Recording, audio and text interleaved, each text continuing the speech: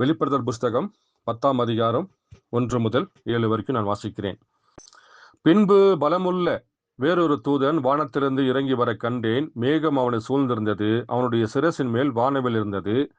அவனுடைய முகம் சூரியனைப் போலவும் அவனுடைய கால்கள் அக்னி ஸ்தம்பங்களைப் போலவும் இருந்தது. திறக்கப்பட்ட ஒரு சிறு புஸ்தகம் அவன் கையில் இருந்தது.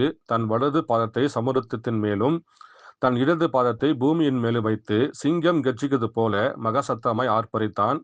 அவன் ஆர்ப்பரித்த போது 7 இடிகள் சத்தமிட்டு முழங்கின. அவ்வேழு இடிகளும் தங்கள் சத்தங்களை முழங்கின போது நான் எழுத வேண்டும் என்றிருந்தேன். அப்பொழுது 7 இடி முழக்கங்கள் சொன்னவைகளை நீ எழுதாமல் முத்திரை போடு என்று வானத்திலிருந்து ஒரு சத்தம் உண்டாக கேட்டேன். சமுத்திரத்தின் மேலும் பூமியின் மேலும் நிற்கிறதாக நான் கண்ட தூதன் தன் கையை வானத்திற்கு நேராக உயர்த்தி, இனி காலம் செல்லாது, ஆனாலும் தேவன் தம்முடைய ஊழியக்காரராகிய தீர்க்கதரிசிக்கு சுவிசேஷமாய் அறிவித்தபடி 7ஆம் தூதனுடைய சத்தத்தின் நாட்களிலே அவன் எக்காலம் ஊதுகிற போது தேவ ரகசியம் நிறைவேறும் என்று வானத்தையும் அதிலுள்ளவைகளையும் பூமியும் அதிலுள்ளவைகளையும் சமுத்திரத்தையும் அதிலுள்ளவைகளையும் சிருஷ்டித்தவரும் சதா காலங்களிலும் உயிரோடு இருக்கிறவர் மேல் ஆணையிட்டு சொன்னான். ஆமேன். கர்த்தருடைய பசுத்த நாமத்திற்கு மகிமை உண்டாவதாக. இந்த வெளியேற பெற்ற முத்துக்கள் வைரங்களாகிய தனிப்பட்ட நபர்களையும் கர்த்தர் எலையும் பிரண்ணாம் இந்த கால நேரத்தில் இந்த ராபோஜன பந்தியிலே அவர் நம்மளை அதிகமாக ஆஸ்வத்திருக்கின்றார். அவருடைய கிருபை இரக்கம் சமாதானம் என்றென்றும் ஒவ்வொரு குடும்பத்தில் மேலும் இருக்கும் என்று அவர் வாக்குறுத்திருக்கின்றார். அந்த வாக்குறுத்தின் பிரகாரம் தேவன் நம்மளை கண்மணி போல பாதுகாத்துக் கொள்வாராக. சென்ற வாரத்திலே நாம் அநேக விதமான காரியங்களை பார்த்தோம். முந்தினவரும் பிந்தினவரும் இயேசுக்கு தான் மாம்சத்தில் வெளிப்பட வேண்டிய குமாரனாக இருக்க வேண்டும் என்று கர்த்தருடைய வேதாகமத்தின் வார்த்தைகள் போதிப்பதனால் அவர் கண்ணிலே வயிற்றிலே பிறந்து ஒரு குமாரனாக வெளிப்படுகின்ற பொழுது அந்த இயேசு கிறிஸ்துவுடைய முந்தின ஊழியம்தான் ஆபிரகாம் இடத்துல தேவன் வெளிப்பட்டது. அதே இயேசு கிறிஸ்துவுடைய ஊழியம்தான் பிந்தினது. அந்த பிந்தினது ஊழியம்தான் அது பரிசுத்தாவியாக 7 சபை காலத்தில் வெளிப்படுகின்ற ஒவ்வொரு வார்த்தையும் நிறைவேற்றும்படியாக தேவன் வெளிப்படுகின்ற பொழுது அது பிந்தினவராக இருக்கின்றால் தான் தேவன் எல்லா இடத்திலும் எழுகின்ற பொழுதும் நான் முந்தினவரும் பிந்தினவருமாய் இருக்கின்றேன். ஏனென்றால் மாம்சத்தில் வெளிப்பட வேண்டும் என்று வேதத்தில் எழுதப்பட்ட வார்த்தையின் பிரகாரமாகத்தான் இயேசு கிறிஸ்து பூமியிலே தோன்ற வேண்டியதாக இருக்குது என்பதை நாம் அறிந்து கொண்டோம். பிறகு பாருங்கள், தேவன் ஆபிரகாம் இடத்திலே 3 பலியை கொடுத்து இந்த ஆபிரகாம் சந்ததிக்கு மாத்திரம்தான் வருவன் என்று சொல்லியிருக்கின்றார். வேறு யாருக்குமே கிடையாது. முதலில் ஆபிரகாமுக்கும், பிறகு ஆபிரகாமுடைய மாம்ச பிரகார சந்ததிக்கும், பிறகு ஆபிரகாமுடைய ராஜரிக சந்ததி தான் வருவன் என்று சொல்லியிருக்கின்றார். சொல்லப்பட்ட வார்த்தையின் பிரகாரம் நீங்கள் பார்ப்பீர் என்றால் அவர் இயேசு கிறிஸ்துவாக வெளிப்படுகின்ற பொழுதும் 12 கோத்திரங்கள் இருந்தால் கூட அந்த 12 கோத்திரங்களும் இவர்தான் கர்த்தர், இவர்தான் இயேசு என்று யாருமே இவர்தான் மெசியா என்று கண்டு கொள்ள முடியவில்லை. ஆனால் ஒரு சிறு கூட்டத்துக்கு மாத்திரமே தேவன் தன்னை வெளிப்படுத்துகிற தேவனாக இருக்கின்றார். அப்படியாகத்தான் தேவன் இந்த கடைசி நாட்களிலே சாலோமின் ராஜா அவர் எப்படியாக ஆபிரகாம் ஒரு புறஜாதி ஒரு தேசத்துக்குள்ள போய் அவர் ஒரு அலைந்து திரிகிற ஒரு மனிதனாய்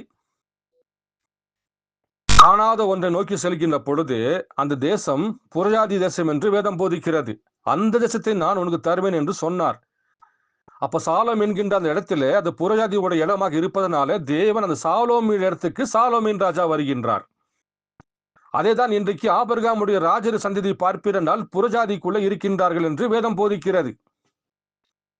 அப்ப தேவன் என்ன செய்ய வேண்டும்? அதே சாலோமும் இந்த புறஜாதி மத்தியிலே அவர் மறுபடியுமாக சாலோமின் ராஜாவாகத்தான் வெளிப்பட வேண்டும். ஏனென்றால் அவர் முன்னாடி என்ன செய்தாரோ அதை தான் பின்னாடி செய்கிற தேவனாக இருக்கின்றார்.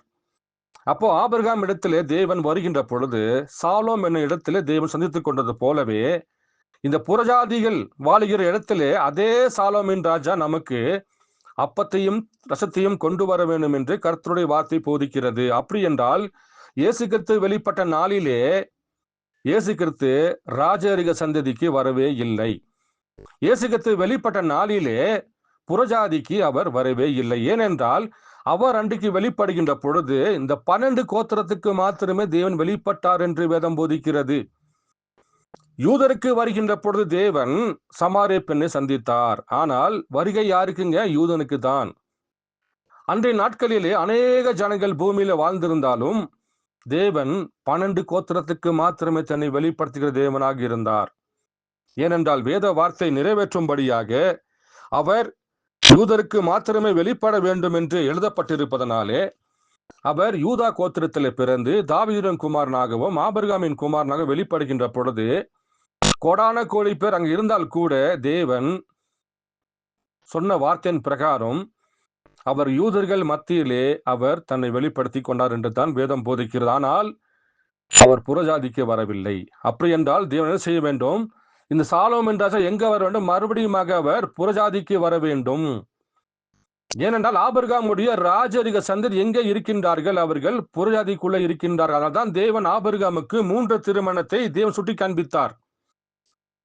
முதலாவது திருமணம் சாராளாகவும், 2வது திருமணம் ஆகராகவும், 3வது திருமணம் நீங்கள் பார்ப்பீர்கள் கேத்துரால் என்று சொல்லப்படுகிறது. அப்போ ஆபிரகாமுக்கு ஏன் தேவன் முதிர் வயதிலே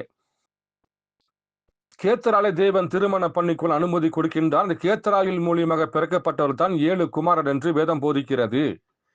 அப்போ இந்த கேத்தரால் சந்ததி எங்கே இருக்கின்றார்கள் பார்ப்பீர் என்றால், சாராளுடைய சந்ததி ஆபிரகாமுடைய மாம்சபல சந்ததி. இஸ்மவேல் சந்ததியோ அது ஆகார மூலியமாக கடல் மணலாக இருக்கும்படி என்று தேவன் சொல்கிறார். ஆனால் புறஜாதி சபையாகிய அந்த வழியாக வருகின்ற பொழுது கேத்தரால் மூலியமாக வெளிப்படுகின்றார்கள். அதை மாத்திரம் கொஞ்சம் வாசிக்கலாம் பிரதர். நீங்க ஆதியாகமம் 25ஆம் அதிகாரம் 1-2 கொஞ்சம் வாசிங்க பிரதர். ஆபிரகாம் கேத்துரால் என்னும் பெயர் கொண்ட ஒரு ஸ்திரியை விவாகம் பண்ணி இருந்தார். அவள் அவனுக்கு சிம்ரானையும் எக்ஸானையும் மேதானையும் மீதியானையும் இஸ்பாகையும் சுவாகையும் பெற்றாள். போதுங்க பிரதர்.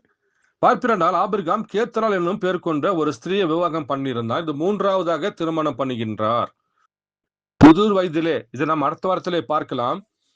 அவர் வித்து பலரோடு சுதந்திரவாய் இருப்பதில் செய்தியில ரொம்ப அருமையா பேசியிருக்கின்றார். அடுத்த வாரத்தில் நாம் இதை பார்ப்போம்.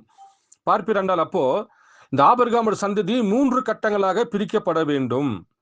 சாராளோட சந்ததியாக, ஆகாரோட சந்ததியாக மற்றும் கேத்தரால் சந்ததியாக பிரிக்கப்படுகின்ற பொழுது பார்ப்பிரண்டால் இயேசு கிறிஸ்துவாக வெளிப்படுகின்ற பொழுது தேவன் யூதனுக்கு வருகின்றார். யூதனுக்கு வருகின்ற பொழுது சமாரிய பெண்ணை சந்திக்கின்றார். ஆனால் இயேசு கிறிஸ்துவாக வெளிப்படுகின்ற பொழுது தேவன் புறஜாதிக்கு வரவில்லை என்று வேதம் போதிக்கிறார். அப்படி என்றால் அவர் புறஜாதிக்கு வர வேண்டும். அப்படி புறஜாதிக்கு வருகின்ற பொழுதுதான் அவர் எப்படி வருகின்றார்? அப்பத்தையும் ரசத்தையும் இந்த புறஜாதி மக்கள் வாழ்ந்து கொண்டிருக்கின்ற இடத்திலே ஆபிரகாமுடைய ராஜரிக சந்ததி இயேசு கிறிஸ்து உயிரோடு இருக்கும் போது ராஜரிக சந்ததி பூமியிலே வெளிப்படவில்லை.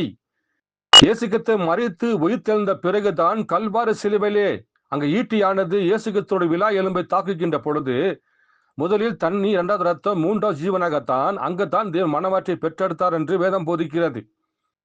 அப்ப இயேசு கிறிஸ்து மரித்து உயிர்த்தெழுந்த பிறகுதான் 7 சபை காலத்தின் வழியாக தேவன் தன்னுடைய பாகத்தை, தன்னுடைய வித்தை பூமியிலே தேவன் விதையாக விதைக்கப்படுகின்றார்.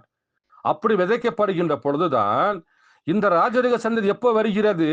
அது சபை ஸ்தாபனத்துல மாட்டிக்கொண்டது, இருளின் காலங்களிலே மாட்டிக்கொண்டது. தேவனுக்கு பதிலாக பிரதி குருக்களை ஏற்றுக்கொண்டு அவர்கள் இருளின் காலங்களிலும் சபை ஸ்தாபனத்திலும் மரணம் என சொல்லுகிற சூழ்நிலையில் அவர்கள் மாட்டிக்கொண்டார்கள்.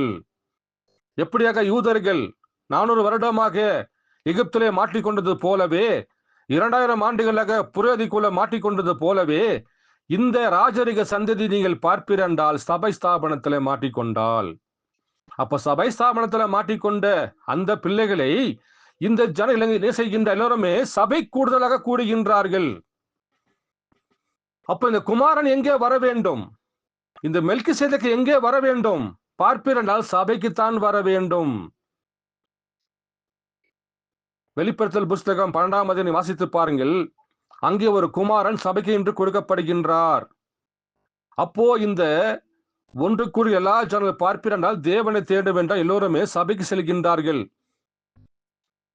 அந்த சபையில் அமர்ந்து கொண்டு தேவனே தேவன் என்று அவர்கள் சத்தமிடுகின்ற பொழுது தேவனோட ஆவி அங்கே இல்லை என்றால் பாருங்கள், அவர்களால் மீட்பு அடைய முடியவில்லை.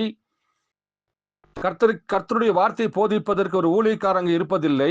எல்லாருமே சபை ஸ்தாபனமாக இருப்பதனாலே கர்த்தருடைய வார்த்தை மறுதளிக்கின்ற பொழுது இந்த ராஜரிக சந்ததி நீங்கள் பார்ப்பீரென்றால் சபை ஸ்தாபனத்திலே மாட்டிக்கொண்டால், அப்படி மாட்டிக்கொண்ட பிள்ளையதான் கர்த்தர் இன்னொரு முறையாக 2வது வருகையாக தேவன் வருகின்ற பொழுது அவர் யெகோவா ஈரல் செய்தல் என்ன பேசுகிறார் என்பதை பற்றி நான் கொஞ்சம் வாசிக்கின்றேன்.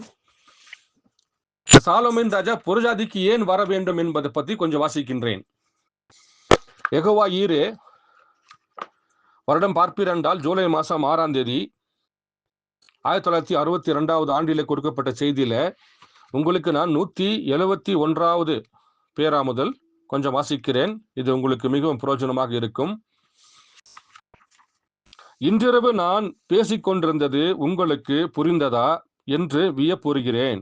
அதாவது தேவன் ஆபிரகாமுக்கும் சாராளுக்கும் தரிசனமாகி அழிவு வருவதற்கு முன்பும் வாக்குத்தத்தம் பண்ணப்பட்ட குமாரன் கொடுப்பதற்கு முன்பும் அந்த கடைசி அடையாளத்தை கொடுத்தார். அந்த தூதன் சபைக்கோ வரப்போகும் குமாரன் தான் அந்த அடையாளம், உலகத்திற்கோ அது அழிவு. அவர் ஆபிரகாமுக்கும் மற்றவர்களுக்கும் செய்தது உதாரணங்கள். பார்ப்பீரென்றால் ஆபிரகாம் சால் செய்தது போலவே இந்த சபைக்கு அவர் வர வேண்டும். வெளிப்படுத்தல் புஸ்தகம் 12ஆம் அதிகாரம் 1-2 மட்டும் கொஞ்சம் வாசிங்க பிரதர். அன்றியும் ஒரு பெரிய அடையாளம் வானத்திலே காணப்பட்டது. ஒரு ஸ்திரீ சூரியனை அணிந்திருந்தாள். அவள் பாதத்தின் கீழே சந்திரனும் அவள் சிரசின் மேல் 12 நட்சத்திரங்களும் உள்ள கிரீடமும் இருந்தன. அவள் கர்ப்பவதியாய் இருந்து பிரசவ வேதனை அடைந்து பிள்ளை பெறும்படிக்கு வருத்தப்பட்டு அலறினாள். ஆமென். போதுங்க பிரதர். Thank you brother. அப்ப நீ பார்ப்பீரென்றால் வெளிப்படுத்தல் புஸ்தகம் என்பது இனி நடக்க போற காரியமாக இருந்தது.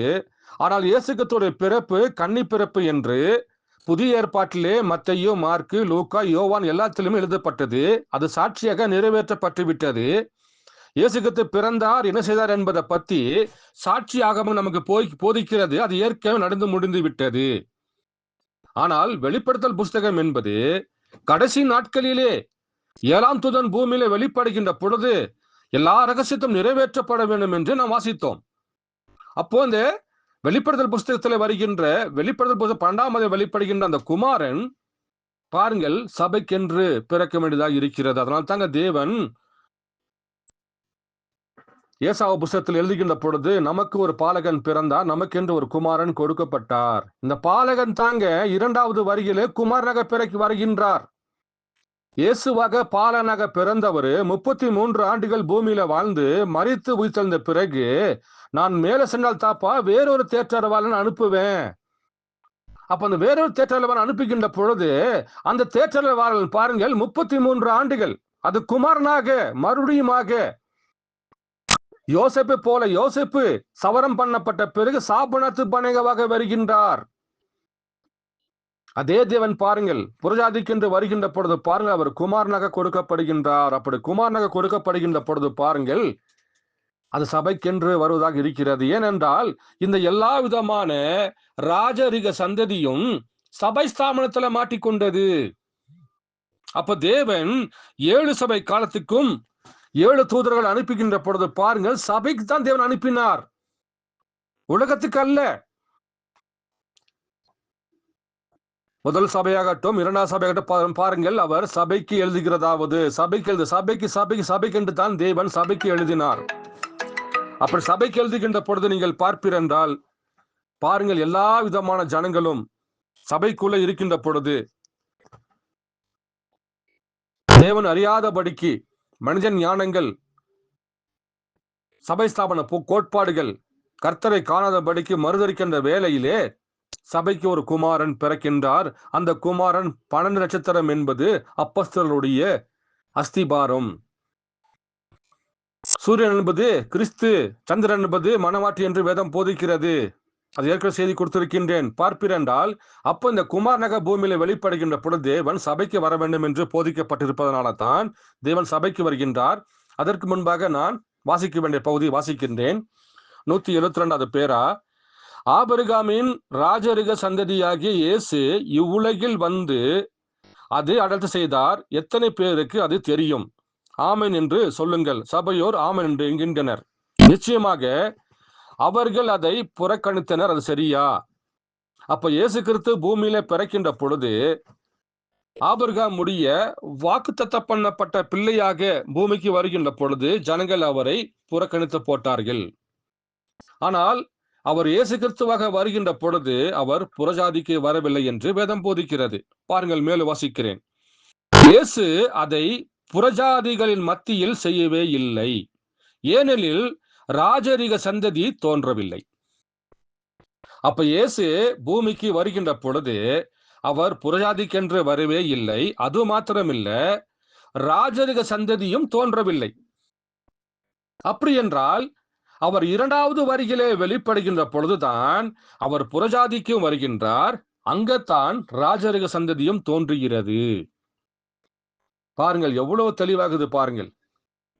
அப்ப தேவன் யூதனுக்கு வருகின்ற பொழுது ஒரு நாமத்தோடு வருகின்றார், பிதாவினுடைய கட்டம், பிதாவினுடைய காட்சி முடிவடைகின்ற பொழுது இயேசுவாக வெளிப்படுகின்ற பொழுது ஒரு புதிய நாமத்தில் வெளிப்படுகின்றார்.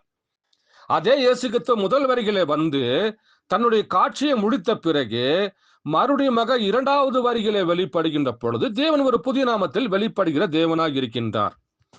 அப்படி வருகின்ற பொழுது தான் பாருங்கள், இயேசு அதை புறஜாதிகளின் மத்தியில் செய்யவே இல்லை, ஏனெனில் ராஜரிக சந்ததி தோன்றவில்லை, சபை இன்னமும் பிறக்கவில்லை, ஆனால் சபை பிறந்து இப்பொழுது 2000 ஆண்டுகள் ஆகிவிட்டன. பாருங்கள், அப்போ சபை பிறக்கல, ஆனால் சபை பிறந்து 2000 ஆண்டுகள் ஆகிவிட்டன. அப்ப இயேசு கிறிஸ்துடைய சரீரம் தான் சபை என்று வேதம் போதிக்கிறது. இயேசு கிறிஸ்து அவயம்தான் சரீரம் என்று வேதம் போதிக்கிறப்போ கல்வாரி சிலுவையில் அவர் தன்னுடைய சபையை பெற்றெடுத்தார். ஆனால் சபை அங்கு பெற்றெடுக்கப்பட்டது. ஆனால் சபை எப்ப பிறக்கும்? தன் மணவாளன் வந்து அழைக்கின்ற பொழுதுதான் சபையை தேவன் சபை ஸ்தாபனத்திலிருந்து வெளியே அழைக்கின்றார். அப்படி அழைக்கின்ற பொழுது பாருங்கள், இந்த சபை ஏற்கனவே 2000 ஆண்டுகளாக பிறந்து விட்டது, ஆனால் சபை ஆயத்தப்படுத்தவில்லை. பாருங்கள், மேல் வாசிக்கிறேன். ஆனால் சபை பிறந்து இப்பொழுது 2000 ஆண்டுகள் ஆகிவிட்டன, ஞாபகம் கொள்ளுங்கள். அது ஆபிரகாம் காத்திருந்தன முடிவில், அது மாம்ச பிரகாரமான சந்ததி மெசியாவுக்காக காத்திருந்ததன் முடிவில், ஏனெனில் மெசியா அங்கிருந்தார். அப்ப தேவன் இயேசு கிறிஸ்துவாக வெளிப்படுகின்ற பொழுது ஆபிரகாமுடைய இரத்த சம்பந்தப்பட்ட சந்ததி, மாம்ச சந்ததி தான் தேவன் இயேசு கிறிஸ்துவாக வெளிப்பட்டார், மெசியாவாக வெளிப்பட்டார். ஆனால் அவர் ராஜரிக சந்ததிக்கு வருகின்ற பொழுது பாருங்கள், வாசிக்கிறேன். இது ராஜரிக சந்ததிக்கு காத்திருத்தலின் முடிவாகும். அவர் இங்குள்ளார், கிறிஸ்து பிரசன்னமாகுதல். இவ்விரண்டையும் நீங்கள் வித்தியாசப்படுத்துதுண்டா? வேதாகமத்தில் ஒரு இடம் உண்டென்று உங்களுக்கு தெரியுமா? அதை பார்க்க எனக்கு இப்பொழுது நேரமில்லை. கிறிஸ்துவின் பிரசன்னமாகுதல் கிறிஸ்துவின் வருகை என்றும் அழைக்கிறது. இவ்விரண்டும் வித்தியாசமானவை. அவர் இப்பொழுது பிரசன்னமாகி பரிசுத்த ஆவியின் ரூபத்தில் நமது மத்தியில் கிரியை செய்து கொண்டு சபையை பரிபூர்ணப்படுத்தி கொண்டிருக்கின்றார். அது அப்படித்தான் இருக்க வேண்டும். அப்ப பாருங்கள், அப்போ தேவன் புறஜாதிக்கென்று வரவே இல்லை. அப்படி புறஜாதிக்கென்று வருகின்ற பொழுதுதான் வெளிப்படுத்தல் புஸ்தகம் 10ஆம் அதிகாரத்தின் பிரகாரம் அவர் வானத்திலிருந்து உடன்படிக்கை தூதனாக, சென்ற வாரத்தில் பார்த்தோம், அவர் கிறிஸ்துவாக பூமிக்கு வருகின்ற பொழுது ஏற்கனவே இந்த லவோதிகா சபையின் தூதன் ஏற்கனவே இருக்கிறார் என்பதை பற்றி நாம் சென்ற வாரத்தில் பார்த்தோம். நன்றாக அது உங்களுக்கு புரிந்திருப்பேன் என்று நான் விசுவாசிக்கிறேன். பாருங்கள், அப்போ லவோதிகா சபையோட தூதனாகத்தான் பிரண்ணாம் இருந்தார். ஆனா வானத்திலிருந்து இறங்கி வந்த அந்த உடன்படிக்கை தூதனாகிய கிறிஸ்து பிரண்ணாம்குள்ள ஊற்றப்படுகின்ற பொழுது அவர் அங்க பிதாவின் கிரியைகளை செய்ய ஆரம்பிக்கின்றார். இயேசு கிறிஸ்து 30 ஆண்டுகள் சாதாரண மனிதனாகத்தான் இருந்தார். ஆனால் பரிசுத்தாவி ஊற்றப்பட்ட பிறகு அவர் பிதாவினுடைய கிரியைகளை செய்தார் என்பது அதே போலதான் முதலாம் தூதன் ஆகிய பூமியில வெளிப்பட்ட லவோதிகா சபையின் தூதன் பூமியில் இருக்கின்ற பொழுது அவர் என்ன செய்கின்றார்? எல்லா சபை காலத்தில் விடப்பட்ட வார்த்தையை போதித்துக் கொண்டிருக்கின்ற பொழுது வானத்திலிருந்து இறங்கி வந்த கிறிஸ்து பிரண்ணாம்குள்ளே பரிபூர்ணமாகின்ற பொழுது அதில் ஏழிலே தேவன் பரிபூர்ணம் ஆகிறார் என்று இந்த வேதவார்த்தை நமக்கு போதிக்கிறது. அப்படி என்றால் பாருங்கள், அப்போ கிறிஸ்து பூமிக்கு இறங்கி வந்துட்டார். வேதம் அப்படித்தான் போதிக்கிறது. வலது கால் சமுத்திரத்தின் மேலும் இடது கால் பூமி மேல வைத்துட்டாரே. அப்ப வந்தவர் எங்கே நின்றார், எங்கே இருக்கிறார் என்பதை ஜனங்கள் கண்டு கொள்ள முடியவில்லை. அப்ப அந்த மெல்கிசேதேக் என்ன செய்கின்றார்? ஆபிரகாம் இடத்துல 3 பலிகளை கொடுத்து அவர் ஆபிரகாம் இடத்துல உடன்படிக்கை பண்ணி கொண்ட அதே வார்த்தையை நிறைவேற்றும்படியாகத்தான் அவர் வெளிப்படுத்தல் புஸ்தகம் 3ஆம் அதிகாரம் 20ஆம் வசனத்தின் பிரகாரம் லவோதிகா சபையினுடைய கதவை தட்ட வருகின்றார். பிரதர், கொஞ்சம் அதை மட்டும் கொஞ்சம் வாசிங்க பிரதர். வெளிப்படுத்தல் புஸ்தகம் 3:20 பிரதர். இதோ வாசப்படியில் நின்று தட்டுகிறேன். ஒருவன் என் சத்தத்தை கேட்டு கதவை திறந்தால் அவனிடத்தில் நான் பிரவேசித்து அவனோட போஜனம் பண்ணுவேன், அவனும் என்னோட போஜனம் பண்ணுவான். ஆமென். அப்ப என்ன செய்து விட்ட தேவன்? பூமிக்கு வந்து விட்டார். வலது கால் சமுத்திரத்தின் மேலும் இடது கால் பூமி மேலும் வைக்கப்பட்டு விட்டது. அப்போ லவதிக சபையை கதவை தட்டுகின்றார். வேதம் போதிக்கிறது லவதிக சபை கிறிஸ்துவை வெளியே தள்ளிவிட்டது என்று வேதம் போதிக்கிறது. அப்ப இன்னைக்கு எல்லாரும் யாருங்க கும்பிடுறாங்க? இன்னைக்கு என்டம் சர்ச் ஆகட்டும், சிபிஎம் ஆகட்டும், சிஎஸ் ஆகட்டும், யாருங்க கும்பிடுறாங்க? எல்லாமே இயேசு கிறிஸ்து நாமத்தை தான் கும்பிடுறாங்க. வேதம் அப்படி சொல்லலையே. இயேசு கிறிஸ்துவை வெளியே தள்ளிவிட்டு வேதம் போதிக்கிறது. அப்படி என்றால் சிந்தித்து பாருங்கள் அன்பு சகோதர சகோதரிகளே. இன்னைக்கு என்டம் சர்ச்சை யாரை தான் வணங்குகின்றார்கள்? கர்த்தரா இயேசு கிறிஸ்து வணங்குகிறார்கள். வேதம் போதிக்கிறது லவதிக சபைதான். பிரண்ணாம் கூடாரம் என்று பவுல் நாட்களிலே பவுல் உருவாக்கப்பட்ட சபைதான் பவுலின் சபையாக இருந்தது. அதுதான் எபேசு சபை. மார்ட்டின் லூத்தர் மூலியமாக தெரிவிக்கப்பட்ட சபை. அது தூதன் பாருங்கள், மார்ட்டின் லூத்தர் இருந்தது போலவே லவதிக சபையோட தூதன் யாராக இருக்கின்றார்? வில்லியன் மரியன் பிரண்ணாமாக இருக்கின்றார். அது எங்க இருக்கிறது? அமெரிக்காவிலே லவதிக சபையை சொல்லக்கூடிய அந்த சபை பிரண்ணாம் கூடாரமாக இருக்கிறது. அந்த சபைக்கு தாங்க இயேசு கிறிஸ்து வந்தாரு. ஆனால் இயேசு கிறிஸ்து வெளியே கண்ட வேதம் போதிக்கிறது. அப்ப கும்பிடுறதெல்லாம் பாருங்கள், இயேசு கிறிஸ்து தான் கும்பிடுறாங்க. அப்ப எப்படிங்க அவர் வெளியே இருப்பாரு? யாருமே சிந்தித்து பார்ப்பது இல்லை. பாருங்கள், அவர் பூமியில வந்தார் என்பதை அநேக செய்திகளை பேசியிருக்கின்றார். ஆனாலும் இந்த செய்தியாக நான் ஒரு பேராவை நான் வாசிக்கின்றேன்.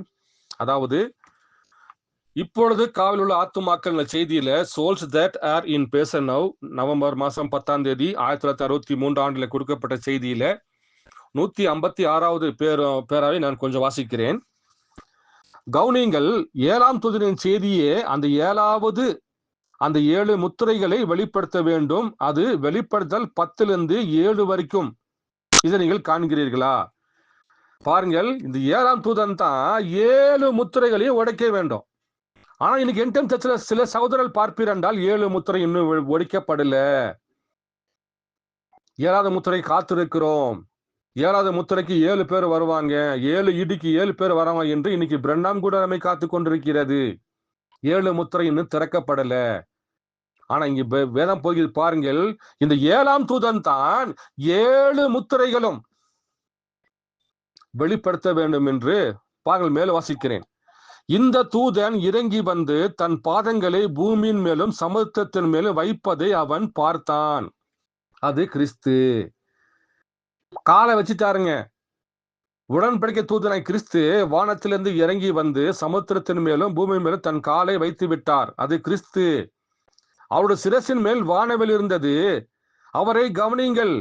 வெளிப்படுத்தல் 1ஆம் அதிகாரத்தில் அவருடைய சிரசின் மேல் வானவில் இருப்பதை நீங்கள் காண்பீர்கள். பார்வைக்கு வஞ்சரக்கல்லும் பத்மராகமும் ஒப்பானவர் என்று சொல்லப்பட்டிருக்கிறது.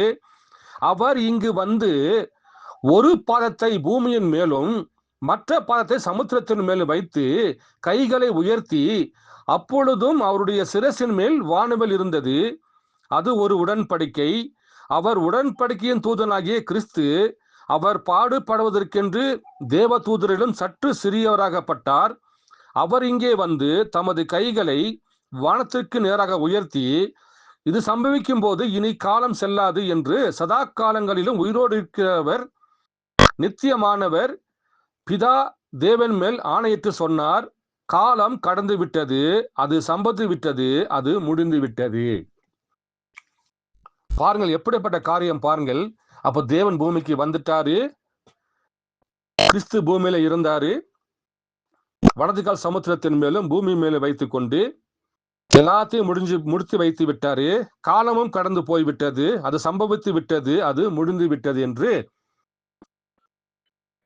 இந்த செய்தியில பேசுகின்ற பொழுது பார்ப்பீர் என்றால் எல்லாமே முடிந்து விட்டது என்று தான் அவர் சொல்கின்றார். ஆனால் இன்றைக்கும் என்டம் சர்ச்சைக்காரர்களை பார்ப்பீர் என்றால் 7 முத்திரை திறக்கப்படவில்லை. கிறிஸ்து பூமிக்கு வர வேண்டும் என்று காத்து கொண்டிருக்கின்றார். அப்படி என்றால் பூமியில கால் பாதத்தை வைக்கப்பட்ட கிறிஸ்து எங்கே நின்றார்? அவர் லவதிக சபையின் நின்றார். எதுக்கு வந்தார்? அவரை போல் நம்மளை மாற்றுவதற்காக. ஒருவன் கதவை திறந்தால் அவனிடத்தில் நான் போஜனபானம் பண்ணுவேன், அவனும் என்னோட போஜனபானம் பண்ணுவேன் என்று தேவனே லவோதிகா சபையின் கதவை தட்டி கொண்டு ஜனங்களை கதவை திறங்க, கதவை திறங்க. எதற்காக? நான் மெல்கிசேதேக்கு வந்திருக்கின்றேன், நான் சாலமின் ராஜா வந்திருக்கின்றேன், நான் சமாதான பிரபு வந்திருக்கின்றேன், நானும் ஆபிரகாமும் பண்ணிக்கொண்ட உடன்படிக்கையை நிறைவேற்றுவதற்காக உடன்படிக்கை தூதனாக வானவில்லை தலைமையில வைத்துக் கொண்டு லவோதிகா சபையை கதவை தட்டி கொண்டிருக்கின்றேன். பாருங்கள் எப்படிப்பட்ட கிருபை தேவன் நமக்கு தந்திருக்கார் பாருங்கள். எல்லாருமே வசனத்தை வாசித்து சும்மா அப்படி சாதாரணமா கடந்து போயிடுவாங்க. ஆனால் வித்து கடந்து போகவே போகாது. கதவை தட்டினது யார்?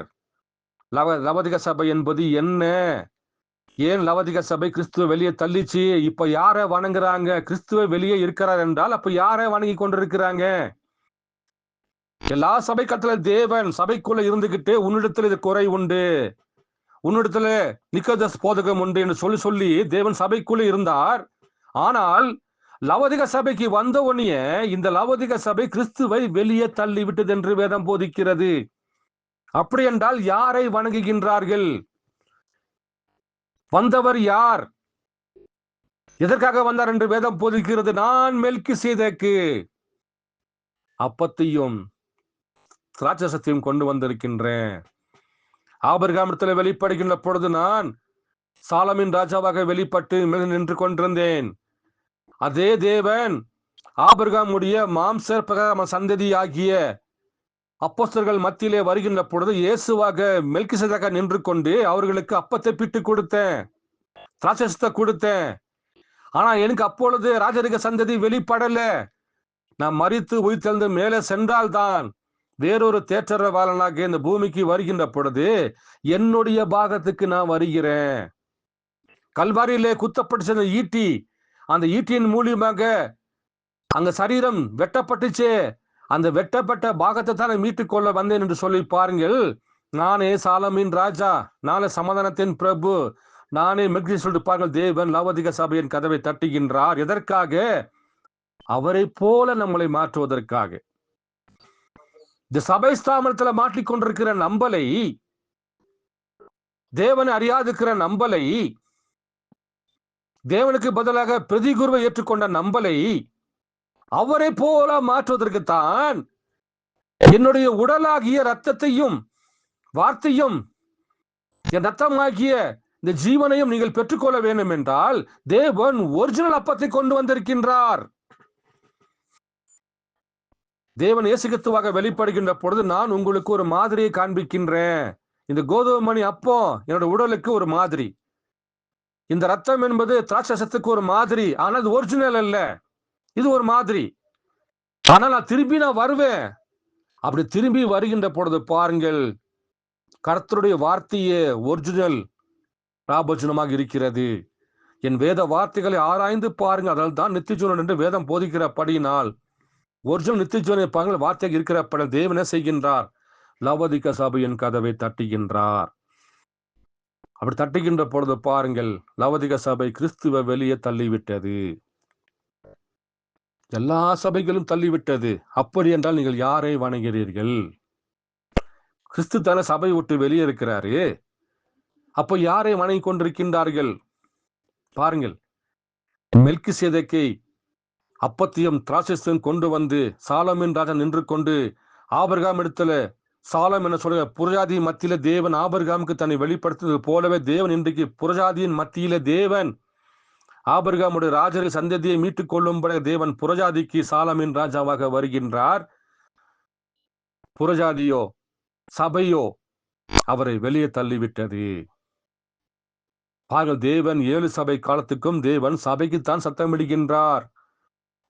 சபைக்கு எழுதுகிறதாவது, ஆனால் தேவன் சபைக்கு எழுதுகின்ற போது சபை கதவை திறக்கவில்லை. தேவனை செய்கின்றார், தனிப்பட்ட நபரை வெளியே அழைக்கின்றார். ஆபிரகாமும் சாராலும் இருக்கிற கூடாரம் தான் அன்றைக்கு அது ஒரு சபைக்கு அடையாளம், சபை. ஆனால் 3 பேர் வெளியே வந்தோனை பாருங்கள். ஆபிரகாம் சபையாகிய கூடத்தை விட்டுட்டு வெளியே வந்து விட்டார். ஆனால் சாராலும் சபைக்குள் அமர்ந்து கொண்டிருந்தாள். வெளியே வந்த ஆபிரகாமோ இவர் ஏழையும் என்று கண்டு கொண்டது போல இன்றைக்கும் ஒரு தனிப்பட்ட நபர் சபை கோட்பாடுகள், சபையாகிய இந்த கூடத்தை விட்டுட்டு அவன் வெளியே வர வேண்டும். ஏன் கிறிஸ்து வெளியே இருக்கிற சபைக்குள்ள கிறிஸ்து இல்ல, கிறிஸ்து சபைக்கு வெளியே இருக்கின்றார். அப்போ சகோதரோ சகோதரியோ, ஆபிரகாமை போல சபை ஸ்தாபனத்தை விட்டுட்டு குணத்தை விட்டுட்டு வெளியே வந்து நீங்கள் கண்டு கொண்டால் தான் ஏழையமை பார்க்க முடியும். சாராலை போல சபைக்குள்ள உட்காருவீர் என்றால் தேவனை காண முடியாது. ஏனென்றால் அவர் வெளியே நின்று கதவை தட்டி கொண்டிருக்கின்றார். பாருங்கள் அன்பு சகோதர சகோதரிகளே, தேவன் கடைசி நாட்களிலே அவர் பூமியில வெளிப்பட்ட நாளில் அது கர்த்தருடைய நாள் என்று வேதம் போதுகிறானால், ஜனங்களோ அதை காணாதபடிக்கு சபை ஸ்தாபன கோட்பாடுகள் ஜனங்களுடைய கண்களை குருளாக்கி போட்டிருப்பதனாலே, தேவனை காணாதபடிக்கு விடப்பட்டிருப்பதனால பாருங்கள், இன்றைக்கு அநேக ஜனங்கள் இன்றும் இயேசு வருவார் வருவார் வருவார் என்று பயபக்தியோடு நடுக்கத்தோடு வாரம் வாரம் சபைக்கு போவது, ஞானஸ்தானம் பெறுவது, ராபோஜனம் பெற்றுக்கொள்வது. அப்பா உள்ள யார் இல்லப்பா, சபையில தேவன் இல்லப்பா, பைபிளை வாசித்து பாருங்கப்பா, இயேசு கிறிஸ்து இல்ல, வெளியே இருக்கின்றார். சபை கிறிஸ்துவை வெளியே தள்ளிருச்சு. அப்ப யாரை வணங்கி கொண்டிருக்கின்றார்கள்? முதல் வரிகளை பரபாசை ஏற்றுக்கொண்டது போல, கிறிஸ்துவை புறக்கணித்தது போலவே இந்த இரண்டாவது வருகையிலும் இயேசுவாக வெளிப்பட்ட பிரண்ணாமை புறக்கணித்து பரபாசை தொழுது கொண்டிருக்கின்றார்கள். எப்படிப்பட்ட காரியம் பாருங்கள். இயேசு கிறிஸ்து வெளிப்பட்ட புஸ்தகத்தை படிச்சா அப்படியே கண்ணீர் வருகிறது. ஏன்னா அப்படிப்பட்ட ரகசியத்தை தேவன் வைத்திருக்கின்றார். ஆனால் ஜனங்கள் அதை வாசிப்பதில்லை. ஏனென்றால் எடுத்து போதிப்பதற்கான ஒரு தேவனுடைய கிருபை பெற்றுக்கொண்ட ஒரு சகோதரர் இல்லாமல் அவர்களால் பாருங்கள் அதை காண முடியாமல் போய்விட்டது என்று வேதம் போதிக்கிறது. பாருங்கள், அப்போ என்ன செய்கிற தேவன் இந்த மல்கியா 4ஆம் அதிகாரத்தின் பிரகாரம் இயேசு கிறிஸ்து பூமிக்கு வருகிறார். ஜனங்கள் அதை கண்டு கொள்ள முடியவில்லை. 2ஆம் தான் தீர்க்கதரிசி. அவர் யாருங்க? மல்கியா 4ஆம் அதிகாரத்தின் பிரகாரம் லவதிக சபைக்கு என்று கொடுக்கப்பட்ட தீர்க்கதரிசி.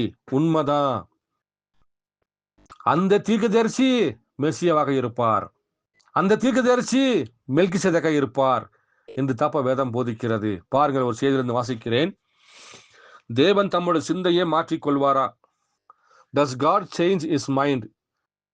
65வது ஆண்டு 4வது மாதம் 27ஆம் தேதியில கொடுக்கப்பட்ட செய்தியில உங்களுக்கு நான் 166வது பேரா முதல் சில காரியத்தை நான் வாசிக்கிறேன்.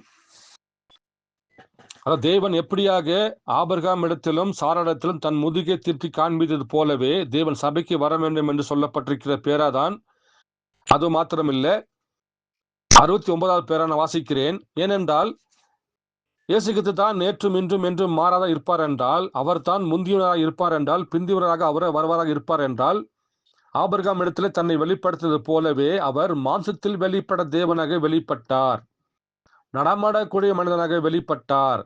அந்த வெளிப்பட தேவன் தான் புறஜாதிக்கென்று வருகின்ற பொழுதும் அவர் சொன்ன வார்த்தை மல்கியா 4ஆம் அதிகாரத்தின் பிரகாரம் ஒரு தீர்க்கதரிசியாகத்தான் வர வேண்டும் என்று இந்த வேதம் போதிக்கிறது. பாருங்கள், நான் வாசிக்கிறேன்.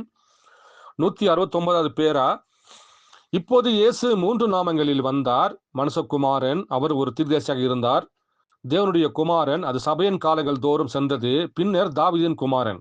ஆனால் தேவனுடைய குமாரன் மற்றும் தாவீதின் குமாரன் என்பதற்கு இடையில் அவருடைய சொந்த வார்த்தையின்படி மல்கியா தீர்க்கதரிசியின் புஸ்தகம் 4வது அதிகாரம் மற்றும் அநேக வேத வாக்கியங்கள் படியும் அவர் தம்முடைய சபைக்கு திரும்பி வர வேண்டும்.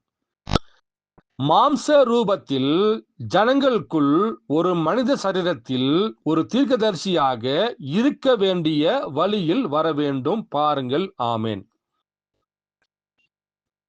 பாருங்க எப்படி தெல்ல தெளிவா. ஏனென்றால் அநேக விதமான என் டைம் சகோதரர்கள் பார்ப்பீர் என்றால் மல்கியா 4ஆம் அதிகாரத்தின் பிரகாரம் பிரண்ணாம் தீர்க்கதரிசி தான், இயேசு கிறிஸ்து வரப்போறாரு, நாங்க காத்து கொண்டிருக்கின்றோம் என்று தான் நினைத்துக் கொண்டிருக்கின்றார்கள். ஆனால் இந்த வேத வார்த்தையோ மல்கியா தீர்க்கதரிசியின் 4வது அதிகாரத்தின் பிரகாரம் மற்ற வேத வாக்கியின் பிரகாரமும் அவர் தம்முடைய சபைக்கு திரும்பி வர வேண்டும்.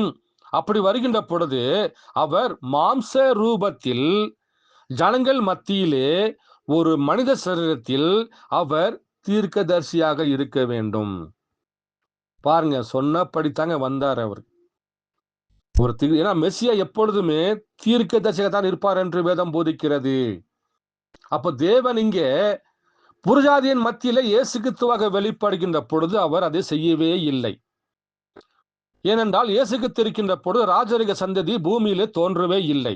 அப்ப இயேசு கிறிஸ்து மரித்து உயிர்த்தெழுந்து மேலே சென்றால்தான் அவருக்குள்ளேந்து வெளிப்பட்ட அந்த ரத்தம், அந்த சதை, அந்த எலும்பு எல்லாமே பாருங்கள், பூமியிலே ஒரு மணவாட்டியை உருவாக்கப்படுகிறது. அந்த மணவாட்டி உருவாக்கப்பட்டு அந்த மணவாட்டியை பாதுகாத்துக் கொள்ளத்தான் தேவனே 4 முகத்தோடு வெளிப்படுகின்றார். சிங்க முகமாக, காளை முகமாக, மனிதன் முகமாக, கழுகு முகமாக மாறி இந்த 7 சபை காலத்துல வெளிப்படுகிற அந்த கிறிஸ்துவுடைய பாகத்தை கண்மணி போல பாதுகாத்துக் கொண்டார்.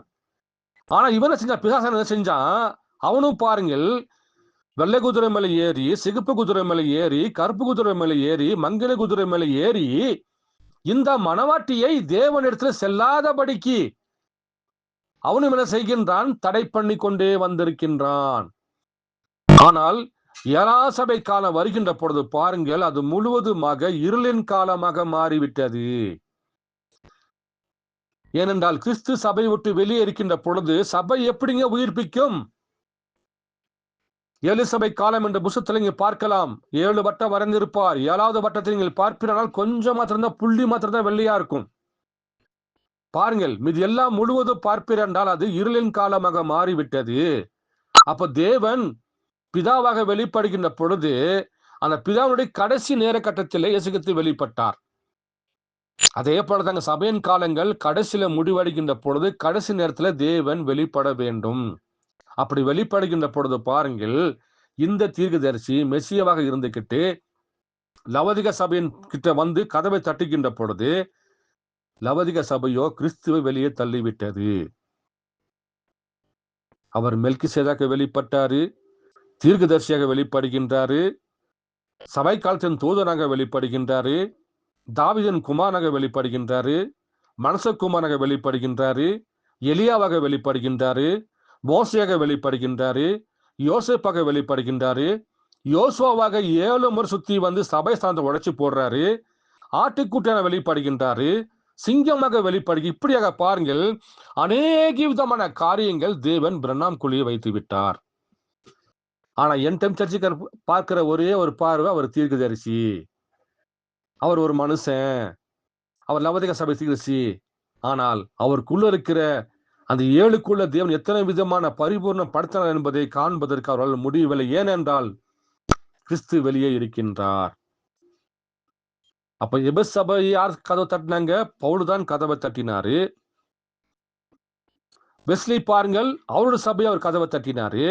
அப்போ லவதிக சபையோட தூதன் யாருங்க? பிரண்ணாம் தானே. அப்ப கதவை தட்டினது யாருங்க? பாருங்கள், இயேசு கிறிஸ்து பிரண்ணாமாக நின்று கொண்டு கதவை தட்டிட்டார். ஜனங்களுக்கு புரியவில்லை. ஏனென்றால் அவர்கள் கண்கள் குருடாக்கப்பட்டது என்று வேதம் போதிக்கிறது. அவர்கள் நிர்வாணமாக்கிறார் என்று வேதம் போதிக்கிறது. ஏனென்றால் கர்த்தருடைய வார்த்தை குறிப்பிட்ட பிள்ளைகளுக்கு மாத்திரம்தான் என்று வேதம் போதிக்கிறது.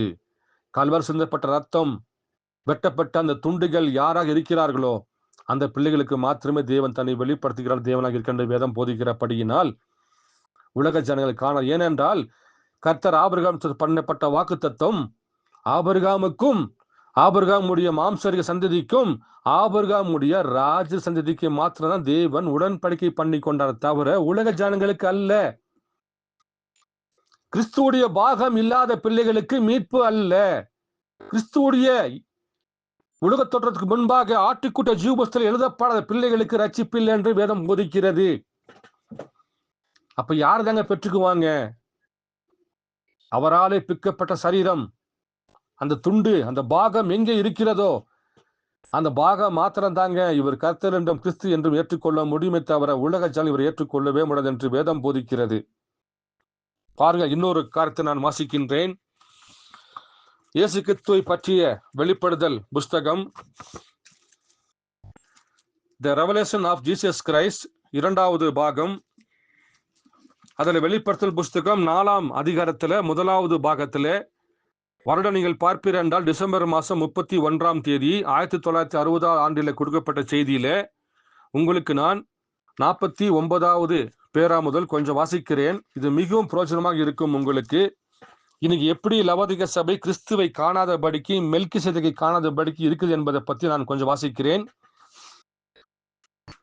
லவோதிக சபையின் காலத்தில் இறுதி பகுதியில் மிகவும் பரிதாபமானதொரு காரியத்தை நாம் பார்த்தோம். அது இயேசு தமது சொந்த சபைக்கு வெளியே நின்று கொண்டிருத்தலாகும். பாருங்க, லவோதிக சபையை விட்டுட்டு இயேசு கிறிஸ்து வெளியே இருக்கிறாராமா. அப்ப யாரை வணங்குறாங்க? இன்னைக்கு ஞாயிற்றுக்கிழமை எல்லோருமே என்டைம் சர்ச்சுக்கார் எல்லா சபைகளும் ஆடுகள் கூடி இருப்பார்கள், பாட்டு பாடி இருப்பார்கள், ஆராதனை செய்து இருப்பார்கள். ஆனா வேதம் போதிக்கிறது இயேசு கிறிஸ்து லவோதிக சபையில இல்ல, சபைக்குள்ள இல்லை என்று வேதம் போதிக்கிறது. அப்படி என்றால் அவர்கள் யாரை வணங்குகின்றார்கள்? பாருங்கள், நான் வாசிக்கிறேன்.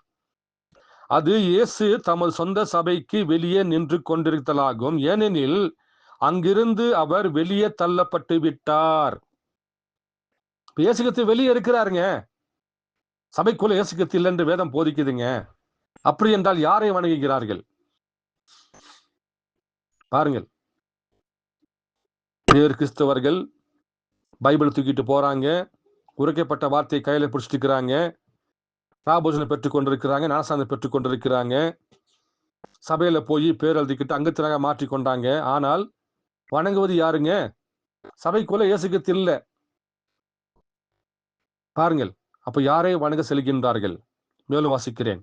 ஏனெனில் அங்கிருந்து அவர் வெளியே தள்ளப்பட்டு விட்டார், அவர் மீண்டும் உள்ள நுழைய தன் சொந்த வாசலுக்கு வெளியே நிற்பதும், அவரது சொந்த சபையே அவரை வெளியே தள்ளிவிட்டிருக்கிறதும், அவர்களை ரட்சிக்க வேண்டிய மீண்டும் உள்ளே பிரவேசிக்க முயற்சி கொண்டிருப்பதுமான பரிதாபமான காட்சியை பற்றி வேத வாக்கியங்களைப் போல வேறு எதையும் நான் வாசித்திருக்கவில்லை. எப்படிப்பட்ட காட்சி சொல்றாரு பாருங்க. சொந்த சபையை வெளியே தள்ளிருச்சு, இருந்தாலும் அவர்தான் மீட்பராக மீட்டுக் கொள்ள வேண்டும் என்பதாக இருப்பதனால அவர் என்ன செய்கின்றார்? மறுபடியும் போய் கதவை தட்டுறாராமா. அப்படிப்பட்ட ஒரு பரிதாபமான நிலைதான் இயேசு கிறிஸ்துவுக்கு இருந்தது என்று சொல்கின்றார். நினைச்சு பாருங்க, மணவாளன் கதவை தட்டுறாரு, இவர்களோ கள்ள மணவாளனை உள்ளே வைத்துக் கொண்டார்கள். அவர் உள்ளே செல்வதற்கு எவ்வளவோ முயற்சி பண்ணி கொண்டிருக்கின்றார். அந்த காட்சி ஒரு பரிதாபமான நிலை என்று தேவன் சொல்கின்றார். ரொம்ப பரிதாபமான நிலைங்க. இரட்சகரே சபைக்குள்ள போகாதபடிக்கு ஜனங்கள் அவரை வெளியே தள்ளிவிட்டார்கள். அது மிகவும் ஒரு பரிதாபமான நிலை. பாருங்கள், எவனாவது கதவை திறந்தால் என்னுடைய சொந்த வீட்டிற்குள் நான் மீண்டும் திரும்ப என்னை விடட்டும், நான் அவனோடு போஜனம் பண்ணுவேன், அவனும் என்னோட போஜனம் பண்ணுவான். அது துயரத்தை ஏற்படுத்துகிற காட்சியாக இருக்கவில்லையா? பாருங்கள், எவனாவது ஒருத்தன் கதவை திறந்தானா அவனுக்கு நான் என்னை வெளிப்படுத்துவேன், நித்திய ஜீவனாகிய அந்த வார்த்தையை கொடுத்து அவனுக்கு நான் இந்த மரணத்திலிருந்து விடுதலை கொடுப்பேன், இந்த சபை ஸ்தாபன கோட்பாடுல விடுதலை கொடுத்து பரலோகத்தின் பொக்கிஷங்களை காண வைக்கத்தான் நான் கதவை தட்டுகிறேன். பாருங்க, எப்படிப்பட்ட கிருபை உள்ள தேவன் பாருங்க. நாம என்ன செஞ்சிருப்போம்? ஒரு வீட்டுல போய் கதவை தட்டுவோம், 2 டைம் தான், அதுக்கப்புறம் என்ன பண்ணிடுவோம்? அடப்போடான்ட்டு வீட்டுக்கு போயிடுவோம். யாருக்காவது போன் பண்றோம், 2 டைம் எடுக்கல, அடுத்த டைம் பண்ண எடுக்கவே மாட்டோம், வந்துருவோம். ஆனா தேவன் அப்படி இல்லைங்க. அவர் உள்ள போவதற்கு கதவை தட்டி கொண்டே இருக்கிறாருங்க, முயற்சி பண்ண. ஏனென்றால் அவர் சொல்லப்பட்ட வாக்குறுதியின் பிரகாரம் அவர் ஜனங்களுக்கு தன்னுடைய வார்த்தையின் மூலியமாக மீட்பு தர வேண்டும் என்பதால் தான் தேவனு லவோதிக சபை கிறிஸ்துவ வெளியே தள்ளி விட்டா கூட கதவை தட்டி கதவை தெர என்று தேவன் பரிதாபமான நிலையில கொண்டு ஜனங்களை மீட்பதற்காக நின்று கொண்டார் என்று வேதம் போதிக்கிறது. ஆனால் என் சர்ச்சுக்கார ஏத்துக்குவாங்களா? இதை ஒரு சகோதரன் ஒரு சகோதரி சபைக்கு போறவங்க ஏத்துக்குவாங்களா? பிரணாம் தாப்பா இயேசு கிறிஸ்துவான் என்று கதவை தட்டார் ஏத்துக்குவாங்களா?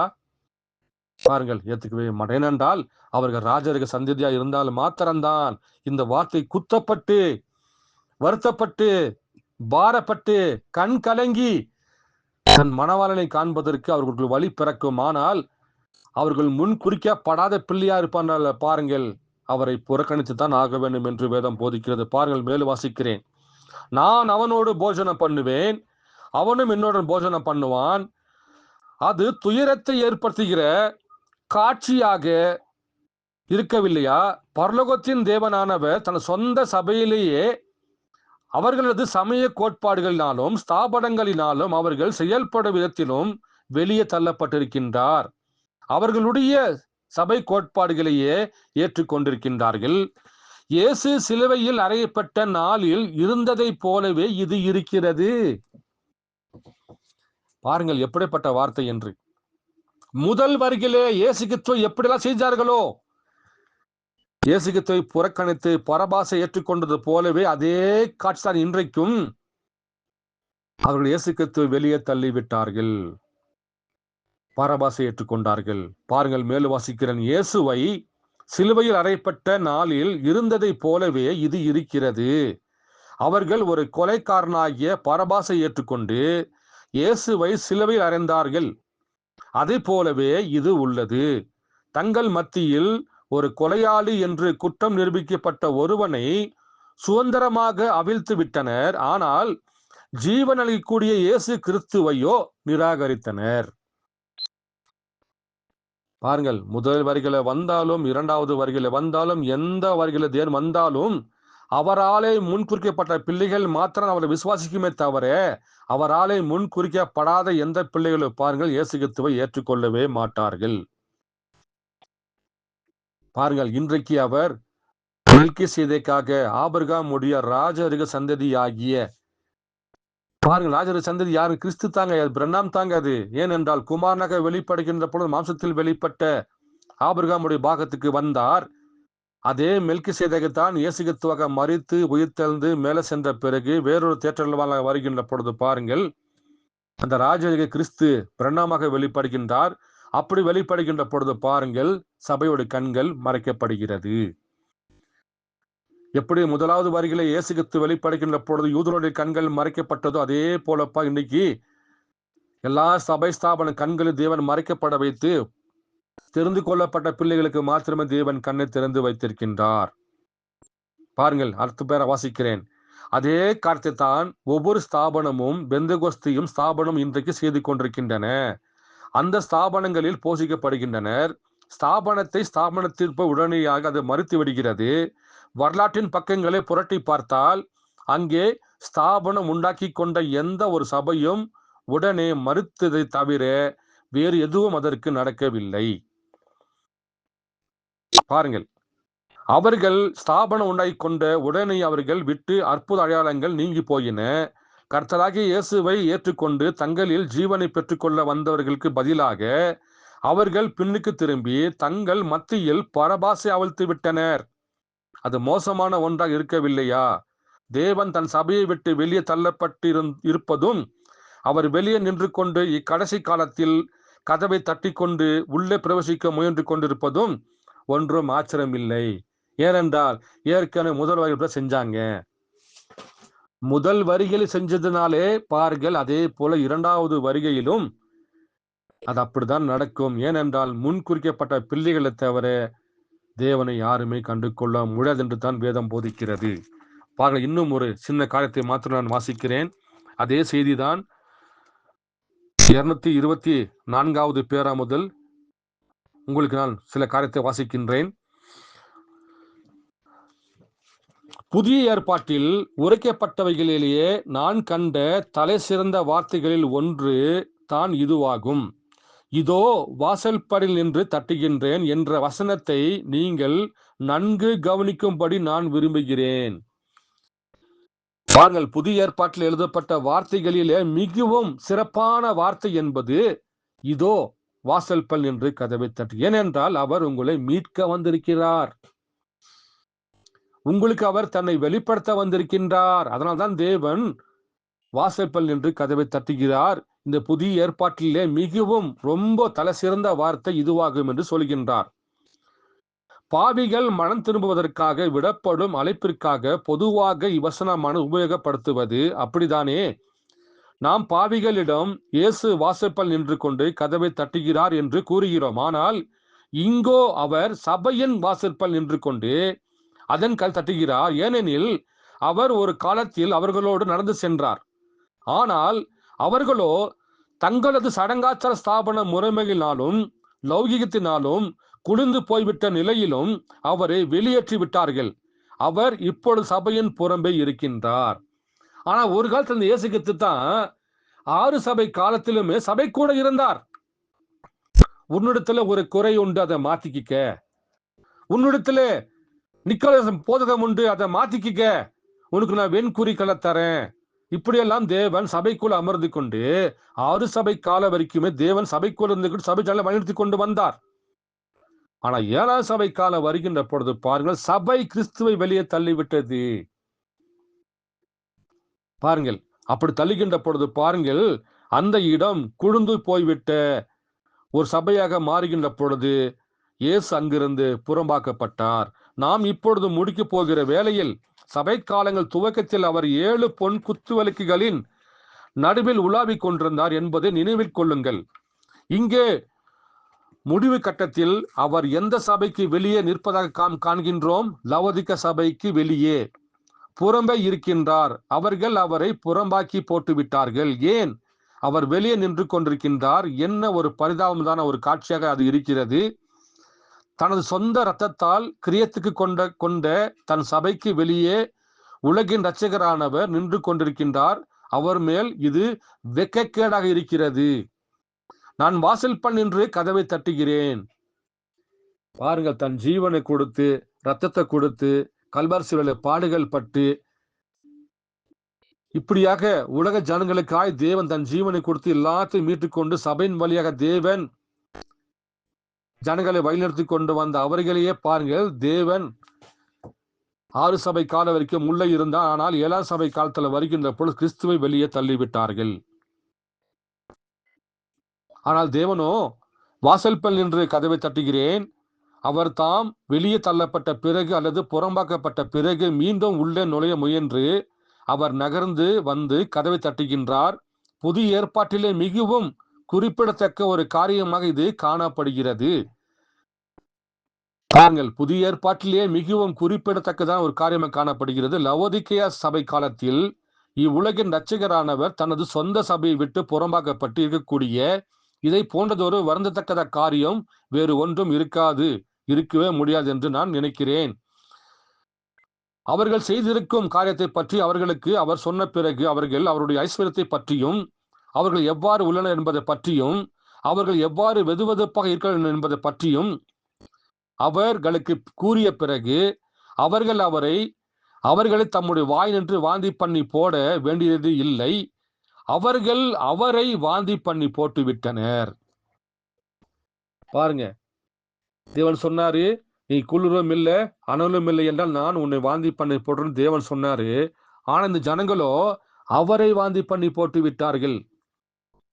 பாருங்கள், அவர்கள் அவரை வாந்தி பண்ணி போட்டு விட்டனர். இப்படியெல்லாம் நடந்த பிறகும் கூட அவர் இன்னமும் வாசற்படியில் நின்று கதவை தட்டி கொண்டு மீண்டும் உள்ளே புக முயன்று கொண்டிருக்கின்றார். இதற்காக அவர்களுக்கு நித்திய ஜீவனை அளிப்பதற்காகத்தான்.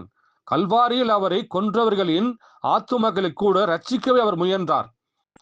என் வாழ்நாளில் நான் பார்த்ததிலேயே நிலத்திலே மிகவும் ஒரு பரிதாபக்குரிய காட்சியாக இது இருக்கிறது. பாருங்கள், புறமாக்கப்பட்டார். அவர் எதிலிருந்து புறமாக்கப்பட்டார்? பாருங்கள், சபையிலிருந்து புறமாக்கப்பட்டார். செய்தி இப்படி போதிக்கின்ற பொழுது இன்னைக்கு ஞாயிற்றுக்கிழமையில சென்று யாருங்க இயேசு கிறிஸ்துவை வணங்க முடியும்? தேவன் ஜெபத்தை கேட்பாரா? தேவன் அவள் ஆசீர்வதிப்பாரா? கர்த்தருடைய ஆவி அங்க பிரசன்னமாகுமா? நீங்க இருக்கிற ஞானஸ்தானம் அது கர்த்தருக்கு உகந்ததாக இருக்குமா? நீங்க எடுக்கிற ராபோஜனம் கர்த்தருக்கு பிடிச்ச ஒரு காரியமாக இருக்குமா? பாருங்கள், எதுவுமே இருக்காது. தேவன் சொன்ன பிரகாரமாக நீ குருடா இருக்கின்ற, உன் மனவாளன் நீ காணல, உன் கண்ணு குருடா இருக்குது, நான் கதவை தட்டனை திறக்கல, உன் கண்ணு குருடா இருக்கிறது. என் டைம் சர்ச்சுக்கார ஏத்துக்குவானா? இது யாருமே ஏத்துக்க மாட்டார்கள். உன்ட வார்த்தை இல்ல, நீ நிர்வாணமா இருக்கிற, என்ன கதவை தட்டுற, நீ கதவை திறந்து விட உள்ள வர சொல்கின்ற பொழுது பாருங்கள், யாரும் அனுமதி கொடுக்கவில்லை. கிறிஸ்துவை புறம்பாக்கி விட்டார். அதாவது தேவன் குற்றச்சாட்டு செய்திகளை பேசுகின்ற பொழுது பாருங்கள், அவர் பேசுகின்றார். இண்டிகிட்மென்ட் குற்றச்சாட்டு ஜூலை மாதம் 7ஆம் தேதி 1963 ஆண்டில் கொடுக்கப்பட்ட செய்தியில உங்களுக்கு நான் 118வது பேராவை நான் வாசிக்கிறேன். இந்த ஜனங்கள், அதாவது போதகர், இந்த போதகர் சபையோரை தேவனிடமிருந்து அப்புறப்படுத்துகின்றனர். ஏதாவது ஒரு அற்புதம் நிகழ்ந்து அது சபையோர் மத்தியில் பேசப்பட்டால் அவர்கள் பிரசங்கப்பீடத்தில் மேல் நின்று கொண்டு அதற்கு கண்டனம் தெரிவிக்கின்றனர். அது பைத்தியக்காரத்தனம், அது நின்று விலகுங்கள் என்று சொல்கின்றனர். அப்படி செய்வதனால் அவர்கள் 1963 ஆண்டில் இயேசு கிறிஸ்துவை சிலுவையில் அறைந்து விட்டனர். அப்ப இயேசு கிறிஸ்து பூமிக்கு வராம எப்படி 1963 ஆண்டில் சிலுவையில் அடைக்க முடியும்? பாருங்கள், சாலமோன் ராஜா பூமிக்கு வெளிப்படுகின்ற பொழுது வேத வார்த்தை அவர் மெல்கிசேதேக்காக வர வேண்டும் என்றும், அவர் ஏழையுமாக வர வேண்டும் என்றும், அவர் மனசுக்குமாராக வர வேண்டும் என்றும், அவர் தீர்க்கதரிசியாக வர வேண்டும் என்றும், அவர் ஆட்டுக்குட்டியான முத்திரை வரைக்கும், இப்படியாக அநேக விதமான வார்த்தைகள் 7ஆம் தூதனுக்குள்ள இருக்கிறபடினால் தேவன் ஒவ்வொரு வார்த்தைக்கும் நிறைவேறலாக வெளிப்படுகின்ற பொழுது அவர் மோசையாக, எலியாவாக, கிறிஸ்துவாக, ஆபிரகாம், யோசேப்பாக, யோசுவாவாக, இப்படியெல்லாம் அநேக விதமான முகமுடியை தேவன் பிரண்ணமாக வைத்துக் கொண்டு நிறைவேற்றி வைத்து விட்டார். ஆனால் ஜனங்களோ பார்ப்பிரண்டால் அவர் 1963 ஆண்டிலே இயேசு கிறிஸ்துவை சிலுவையில் அறைந்து விட்டனர். எப்படிங்க சிலுவையில் அழைக்க முடியும்? இயேசு கிறிஸ்து பூமியில வெளிப்படாம, ஊழியத்தை முடிக்காம, அவர் மனிதனா நின்று கொள்ளாம இருக்கு, எப்படிங்க அவர் சிலுவையில் அடிக்க முடியும்? பாருங்கள், போதகர் ஜனங்களை காணாதபடிக்கு அவர் முத்திரை உடைக்கின்ற பொழுதும், அவர் செய்கின்ற ஒவ்வொரு அற்புத அடையாளங்களை காண்கின்ற பொழுதும் அவர் யார் என்று கண்டு கொள்ளாதபடிக்கு ஜனங்களை குரலாக்கி போட்டு, இவர்களும் குரலாக்கி போட்டு 1963 ஆண்டிலே இயேசு கிறிஸ்து சிலுவையில் அறைந்து விட்டார் என்று வேதம் போதிக்கிறது. பாருங்கள், அந்நாளில் இருந்த அந்த ஆட்களைப் போலவே இவர்களும் குற்றவாளிகள். அந்நாள் யாருங்க? இயேசு கிறிஸ்து நாட்களிலே இயேசு கிறிஸ்து சிலுவையில் பரபாசை ஏற்றுக்கொண்டார்களே, அன்னைக்கு இருந்த குற்றவாளிகளைப் போலவே, அந்நாளில் இருந்த அந்த ஆட்களைப் போலவே இவர்களும் குற்றவாளிகள். இது பயங்கரமான சொற்களாக தென்படலாம், ஆனால் அது உண்மை. அதுதான் சரியாக இன்று அவர்கள் செய்து கொண்டிருக்கின்றனர். பாருங்கள் அன்பு சகோதர சகோதரிகளே, அவர் வாக்கு மாறாத தேவன். ஆபிரகாமிடத்துல 3 வயது வெள்ளாடு, 3 வயது செம்மறியாடுல ஆண் கெடா, 3 வயது சிகப்பு கடாரி, இது 3ஐயும் பலி கொடுத்து, ஆபிரகாமே உன்னிடத்துல நான் நிபந்தனையற்ற ஒரு உடன்படிக்கை பண்ணிக்கிறேன், நீ வானத்துல இருக்கிற நட்சத்திரத்தை பாரு, ஆண்டவர் எப்போ நடக்கும்? இந்த 3 பலி முடியணும். அப்ப இயேசுவாக தேவன் வருவதற்கு முன்பாக பிதாவின் நாட்களிலே அது வெள்ளாடு பலியாக இருந்தது. இயேசு கிறிஸ்து நாட்களிலே செம்மறியாடு ஆண் கெடா அது இயேசு கிறிஸ்துவாக இருந்தாரு. பிறகு பசுத்தாய் வருகின்ற சாயங்கால பலியாகிய சிகப்பு கடாரியாக அடிக்கப்பட்ட பிறகு தாப்பா உன் சந்ததி வானத்தில் இருக்கிற நட்சத்திரங்களை போல ஜொலிப்பார் என்று சொல்லப்பட்டிருக்கிறது. பாருங்கள், ஆபிரகாம் வாழ்ந்த காலம் எங்கே, நாம வாழ்கிற காலம் எங்கே? ஆனால் வார்த்தை மாறவே இல்லை. சொன்ன பிரகாரமாகவே பாருங்கள், தேவன் இந்த கடைசி நாட்களில் சிகப்பு கடாரியாக பிரண்ணாமை வெளிப்பட்டு காண்பித்து அவரை மெல்கிசேதேக்கு சபைக்கு வர வைத்து, லவோதிகா சபையின் கதவை தட்ட வைத்து, லவோதிகா சபை புறக்கணிக்கப்பட வைத்து, வெளி நின்று அவரோ உலக தோற்றத்துக்கு முன்பாக யாரை முன்குறித்தாரோ தனிப்பட்ட நபராக தேவன் அவர்களை வெளி அழைத்து விட்டார். அதனால தாங்க தேவன் எப்பொழுதுமே தனிப்பட்ட நபரை தாங்க அழைக்கிறாங்க, சபையாக அழைக்கவே மாட்டேன். ஏனென்றால் சபையில 3 விதமான விசுவாசி இருப்பார் என்று வேதம் போதிக்கிறது. விசுவாசி ஒருத்தர் இருப்பான், அவிசுவாசி ஒருத்தர் இருப்பான், பாவனை 3 பேர் எங்க இருப்பாங்க? சபைக்குள்ள தான் இருப்பாங்க. அப்ப தேவன் சபைக்கு வந்தாருன்னா யாருங்க விசுவாசிப்பா, யாருங்க இப்படி நினைச்சு பாருங்க. ஒருத்தர் ஏத்துக்குவான், ஒருத்தர் ஏத்துக்க மாட்டான். அப்ப ஏத்துக்கொண்ட பிள்ளை என்ன செய்வாங்க? வெளியே தான் வந்தாக வேண்டும். அத்தங்க தேவன் ஆபிரகாமை தனிப்பட்ட நபராக தெரிந்து கொண்டார். யோசேப்பை தேவன் தனிப்பட்ட நபராக தெரிந்து கொண்டார். இப்படியாக எல்லா பரிசுத்தவான்களில் பார்ப்பீர் என்றால் தேவன் தனிப்பட்ட நபரை தான் தேர்ந்து. ஏனென்றால் தனிப்பட்ட நபர் தாங்க கிறிஸ்துக்குள்ள வாசம் செய்ய முடியுங்க, சபையாக அல்ல, குடும்பமாக அல்ல. பாருங்கள், அவர் லவோதிகா சபையின் கதவை தட்டுகின்றார். தட்டினவரோ சாலமோன் ராஜா பிரண்ணாம் உருவத்தில் நின்று கொண்டு, சாலமோன் ராஜா இயேசு கிறிஸ்துவ உருவத்தில் நின்று கொண்டிருந்தார். இந்த சாலமின் ராஜா பாருங்கள், ஆபிரகாம் சந்ததி புரஜாதியாகிய சபைக்குள்ள மாட்டிக்கொண்டார்கள். அப்ப என்ன செய்யணும்? அவரு சபைக்குத்தான் வர வேண்டும். இஸ்ரேல் ஜனங்கள் 400 ஆண்டுகளாக எங்க மாட்டிக்கொண்டார்கள்? அவர்கள் எகிப்துக்கு மாட்டிக்கொண்டார்கள். அப்ப என்ன செய்தார்? மோசே தேவன் எகிப்துக்கு அனுப்பி வைத்தார். அதே போல நாம் என்ன செஞ்சிட்டோம்? ராஜர் சந்ததி இந்த சபை ஸ்தாபன கோட்பாடுக்குள்ள மாட்டிக்கின்ற பொழுது தேவனே சபைக்குத்தான் ஒரு குமாரனை அனுப்ப வேண்டும். பாருங்கள், அந்த குமாரன் வந்து சபை கதவை தட்டுகின்றார். ஆனால் இவர்களோ அதை அவரை ஏற்றுக்கொள்ள முடியும். என்றால் அவர் சாலமின் ராஜா அப்பத்தை கொண்டு வந்தார். கர்த்தருடைய உடலாகிய வார்த்தையாகிய அப்பத்தை கொண்டு வந்தார். ரசம் என்பது என்ன? ஜீவன் தருகிற ரசம் என்பது பாருங்கள், அது கர்த்தருடைய ரத்தமாக இருக்கிறது. ஆனால் இயற்கையில விளையப்பட்ட கோதுமை அப்பமாகட்டும், இயற்கையில விளையப்பட்ட திராட்சை ரசமாகட்டும் யாருக்குமே ஜீவன் தரா, எல்லாருக்குமே தெரியும். அதான் ஏற்கனவே மார்ட்டின் லூத்தர் நற்கரனை போட்டு காலில் போட்டு மிதிச்சு காமிச்சார். பாருங்கள், எப்போ அது மார்ட்டின் லூத்தர் காலத்திலே அது வந்து தவறு என்று சுட்டி காமிச்சார். காலில் போட்டு மிதிச்சு இதனங்க நற்கரனை சொல்லி எல்லாம் பாருங்க மிதிச்சு காண்பித்தாரு. ஆனால் இன்னைக்கு என் சர்ச்சைக்காரன் அதே தான் பெருசா பண்ணிக்கிட்டான். இன்னைக்கு பாருங்க, மார்ட்டின் லூத்தர் காலத்திலேயே அப்பம் என்பது கர்த்தருடைய சரீரம் மேல சொல்லி உடைச்சி காண்பித்த அதே தான் இன்றைக்கு என்டம் சர்ச்சில் பார்ப்பீர் என்றால் எல்லோருமே அப்பத்தை வச்சுக்கிட்டு கையில உட்காந்து கொண்டிருக்கின்றார்கள். ஆனால் தேவனே அது ஏற்கனவே லூத்தரன் காலையில உழைச்சு நிருபத்தி காண்பித்து விட்டு சொல்லுகின்றார். ஆனால் ஜனங்களோ மறுபடியும் புளிச்சமாக செல்கின்றார்கள். ஆனால் கர்த்தரோ ஒரிஜினல் அப்பம் கர்த்தருடைய வார்த்தையே. ஒரிஜினல் தாட்சரசம் என்பது கர்த்தருடைய வார்த்தையே. நீங்கள் நித்திய ஜீவனை பெற வேண்டும் என்றால் கர்த்தருடைய வார்த்தைக்கு தான் வர வேண்டும் என்று கர்த்தருடைய வார்த்தை நமக்கு போதிக்கிறது. பாருங்கள், அப்போ தேவன் ஆபிரகாம் இடத்துல பண்ணி கொண்ட வாக்குத்தத்தின் மூலியமாக ஆபிரகாமுடைய ராஜர் சந்ததிக்கு வருகின்ற பொழுது அவர் லவதிக சபையின் கதவை தட்டி மெல்கிசேதேக்காக தேவன் ஒருவன் கதவை திறந்து அவனுக்கு நான் போஜனம் பானம் பண்ணுவேன், அவனும் என்னோட போஜனமான பண்ணுகின்ற பொழுது நான் அவனுக்கு யார் என்று வெளிப்படுத்துவேன்.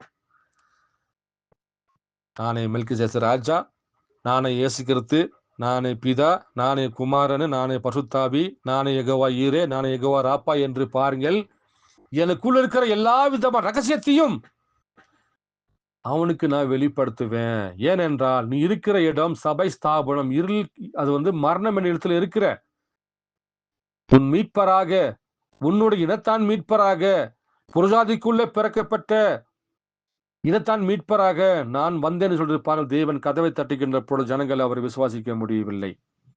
அவர் பிரதர் பிரண்ணாம், அவர் தீர்க்கதரிசி மாத்திரம் என்று சபை ஸ்தாபன கோட்பாடுகள் மூலியமாக அவர் அதை மாத்திரம் ஏற்றுக்கொண்ட பிள்ளைகள் அதற்கு மேல தாண்டி வர முடியவில்லை. ஏனென்றால் இது ராஜரிக சந்ததிக்கு மாத்திரம்தான். ஆபிரகாம் நாட்களிலே ஆபிரகாமை போல எத்தனை ஜனங்கள் வாழ்ந்தால் தேவன் ஆபிரகாமை தெரிந்து கொண்டார். அதே போல இயேசு கிறிஸ்து வருகின்ற பொழுதும் அந்த மெல்கிசேதேக்கு இயேசுவாக வருகின்ற பொழுது 12 கோத்திரருக்கும் அவர் அப்பத்தை புட்டு தரவில்லை, 12 அப்போஸ்தலர்களுக்கு மாத்திரம்தான் தந்தார். அவர் ஒரு குறிப்பிட்ட ஜனத்துக்கு மாத்திரமே தேவன் தன்னை வெளிப்படுத்தி காண்பித்தார். அதே போல இன்றைக்கு வருகிற மெல்கிசேதேக்கு எப்படிங்க உலகத்துக்கு வருவாரு? உலகம் எப்படிங்க மெல்கிசேதேக் காண முடியும்? உலகம் தேவனை காணவே முடியாது. தேவன் தன்னை யாருக்கு வெளிப்படுத்த வேண்டும் என்று அவர் விரும்புகிறாரோ அந்த பிள்ளைகளுக்காகத்தான் தேவன் லவதிக சபையின் கதவை தட்டினார். வெளியே திறந்து வந்த பிள்ளைகள் யாருமே வராது இருப்பதனால தேவனை தான் முன்குறிக்கப்பட்ட பிள்ளைகளை வெளியே அழைத்து அந்த பிள்ளைகளுக்கு தான் யார் என்பதை முகத்தெரிய தேவன் கிழித்து காண்பித்து விட்டார். அப்ப பெற்றுக் கொள்ளாத பிள்ளை என்ன செய்வாங்க?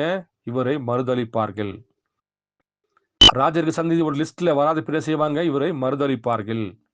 கர்த்தருடைய பாகம் இல்லாத பிள்ளை என்ன செய்வாங்க? கர்த்தருடைய சதையோ ரத்தமோ எலும்போ யாருக்குள்ள இல்லையோ அவங்க என்னங்க பண்ணுவாங்க? இவரை மறுதளிப்பார்கள். ஆனா யாருக்குள்ள தன் ஜீவனை ஊற்றப்பட்டதோ, யாருக்குள்ள தேவன் தன்னை வெளிப்படுத்தினா அந்த பிள்ளைகளுக்கு மாத்திரம்தான் இந்த அப்பம் புசிக்க முடியும், அவங்களுக்கு ஜீரணமாகும். மற்ற எந்த பிள்ளைகளுக்கு இந்த உபதேசம் கடினமான உபதேசமாக இருக்கும். யாரும் இது ஜீரணம் பண்ணுவதற்கு முடியாமல் வாந்தி பண்ணி போட்டோர் என்று தான் வேதம் போதிக்கிறது. பாருங்கள், தேவன் சபைக்கு வருகின்ற பொழுது ஆபிரகாம் இடத்துல வருகின்ற பொழுது ஆபிரகாமுக்கு ஈசாக் என்ற குமாரனை கொடுத்தார். 12 கோத்திரத்துக்கு வருகின்ற பொழுது இயேசுன சொல்லக்கூடிய குமாரனை கொடுத்தார். கடைசி நாட்களில் தேவன் சபை காலத்துல குமாரனாக வருகின்ற பொழுது பாருங்கள், பிரணாம் என சொல்லக்கூடிய குமாரனை கொடுத்து அந்த குமாரன் மூலியமாக பெற்றெடுக்கப்பட்ட பிள்ளையைத்தான் தேவனுடைய மனவாட்டி என்று இந்த வேதம் நமக்கு போதிக்கிறது. பாருங்கள் அன்பு சகோதர சகோதரிகளே, அவர் ராஜரிய சந்ததிக்கு மாத்திரம். ஏனென்றால் இயேசு நாட்கள் ராஜரிய சந்ததி பூமியில இல்லை. அவர் மரித்து உயிர்த்தெழுந்த பிறகுதான் பாருங்கள் சந்ததி பூமியில விதைக்கப்படுகின்ற பொழுது அந்த சந்ததிக்கு பாருங்கள் சாலோமோன் ராஜா ரொம்ப எளிமையாக வந்திருப்பதனாலே சொந்த குடும்பமே அவர் காணவில்லை, சொந்த சபையை அவர் காணவில்லை, கூட இருந்தவங்க யாருமே காண முடியும். ஏனென்றால் இது மறைவான மன்னா. அவராலே முன்குறிக்கப்பட்ட உலக தோற்றத்துக்கு முன்பாக தேவன் யாரை முன்குறித்தாரோ அந்த பிள்ளைகளுக்கு மாத்திரம்தான் தேவன் இந்த அப்பத்தை தருவதாக அவர் வாக்குறுத்திருக்கின்றார். அப்ப தேவனுடைய அனுமதி இல்லாம யாருங்க இதை பெற்றுக்கொள்ள முடியும்? ஆட்டுக்குட்டி ஜீவஸ்தல பெயர் எழுதப்படாத ஒருவன் எப்படி இந்த வார்த்தைக்குள்ள வர முடியும்? பாருங்கள், அவன் என்ன செய்ய வேண்டாம், அவன் இவரை மறுதளித்துத்தான் ஆக வேண்டும். பாருங்கள் அன்பு சகோதர சகோதரிகளே, இன்னும் அநேக காரியங்கள் 2-3 செய்தி நான் எடுத்து வச்சிருக்கின்றேன். இருந்த போதிலும் கர்த்தருடைய வார்த்தை என்பது பாருங்கள் இருபுறமும் கருக்குள்ள பட்டயமாக இருக்கிறபடியினால் அது யாரை வேணால் குத்தும். ஏனென்றால் ஒரே நேர்கோட்டில் பாதையில சென்றால் மாத்திரம்தான் அதிலும் தப்பித்துக் கொள்ள முடியும். பாருங்கள், நான் வாசிக்கிறேன்.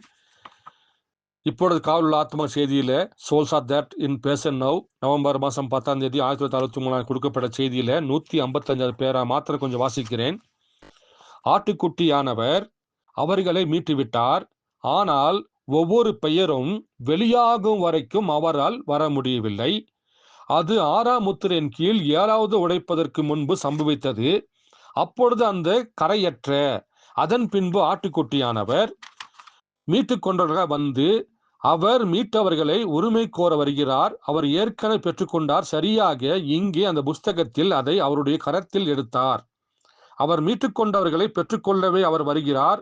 அதுவே அவருடைய பணி. அதை அவர் செய்தார். அதை அவர் பெற்றுக்கொள்ள அவர் வந்துள்ளார். ஓ என்ன தருணம்! அதை நிரூபித்தார். 7ஆம் முத்திரை அதை நிரூபித்து விட்டது. திரும்பவும் வந்து புஸ்தகத்தை கையில் எடுத்தார். இப்ப நீங்கள் பார்ப்பீரென்றால் தேவன் முத்திரைகள் உடைக்கின்ற பொழுது எல்லா ஜனங்களையும் மீட்டு கொண்டாரு. ஆனா நாமெல்லாம் அப்ப பிறக்கவே இல்லை. ஒருவேளை நாளைக்கு 10 வருடம் கழித்து ஒரு குழந்தை பிறந்து அந்த குழந்தை கிறிஸ்துவோட வித்தாக இருந்தால் பாருங்கள், இப்படியாகத்தான் தேவன் தன்னுடைய பிள்ளைகளை சேர்த்து கொண்டே வருகின்றார். உதாரணமாக நீங்கள் பார்ப்பீரென்றால் இயேசு கிறிஸ்து நாட்களிலே இயேசு கூட இருந்தவங்க 12 பேர் தான் இருந்தாங்க. ஆனால் இயேசு கிறிஸ்து மரித்து உயிர்த்தெழுந்த பிறகு அப்போஸ்தலர்கள் ஊழியங்கள் உலகமெல்லாம் பரவி வருகின்ற பொழுது பாருங்கள், இயேசு கிறிஸ்து நாமத்துக்காக அநேக ஜனங்கள் அங்கே சபை ஸ்தாபனத்தில் மீட்கப்பட்ட பிள்ளைகளாய் புதிய நாமத்துக்கு அவர்கள் வெளிப்படுகின்ற அதே போலதான் பாருங்கள் இன்றைக்கும் அவர் முத்திரையை உடைக்கின்ற பொழுது எல்லாத்தையும் மீட்டுக்கொண்டு. ஆனால் ஒரு சில பேர்த்துக்கு சில காலங்கள், ஒருத்தருக்கு 20 வயசு, ஒருத்தருக்கு 30 வயசு, ஒருத்தருக்கு 40 வயசு, இப்படியாக தேவன் தான் முன்குறிக்கப்பட்ட பிள்ளைகள் எந்த காலத்திலே எந்த நேரத்திலே வெளியே வர வேண்டும் என்று முன்குறித்தாரோ அப்படி வெளிவருகிற பிள்ளை தான் அவர் என்ன செய்கிறார், சேர்த்து கொண்டே வருகிறார்.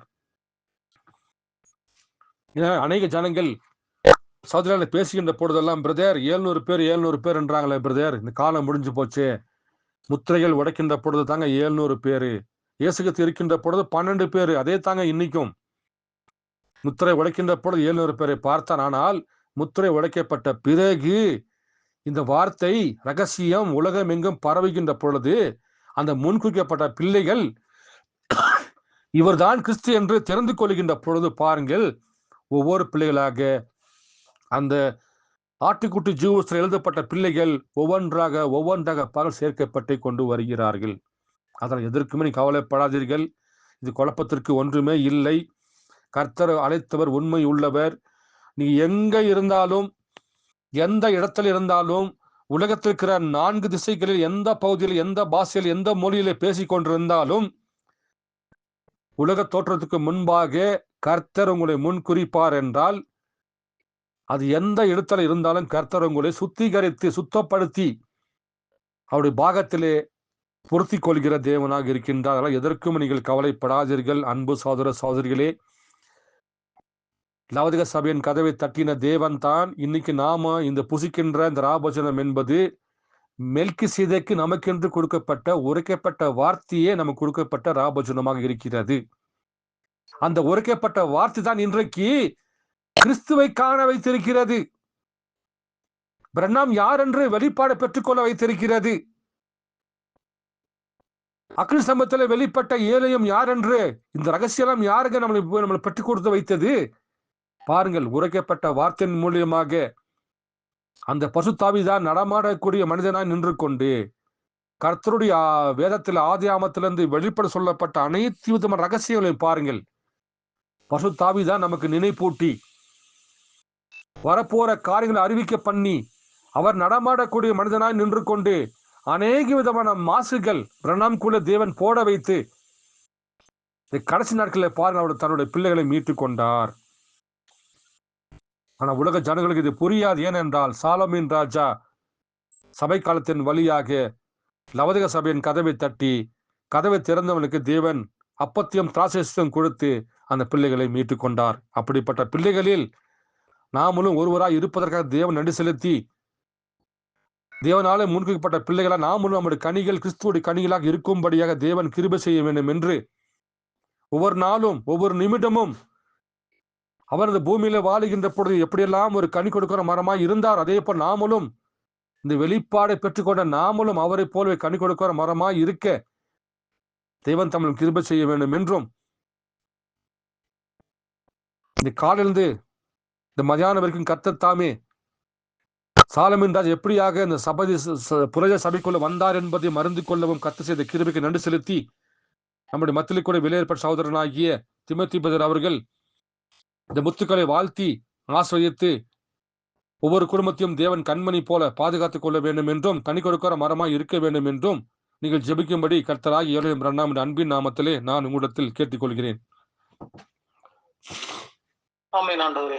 நேற்றும் இன்றும் என்று மாறாத சர்வ வல்லமுள்ள தேவன் அப்பா, இந்த அருமையான நாளிலே நீங்கள் கர்த்தாவே இதோ காலை முதல் மத்தியானம் வரைக்கும் இதோ இந்த வார்த்தையை கொண்டு 3வது வேதாகமத்திலே எழுதப்பட்ட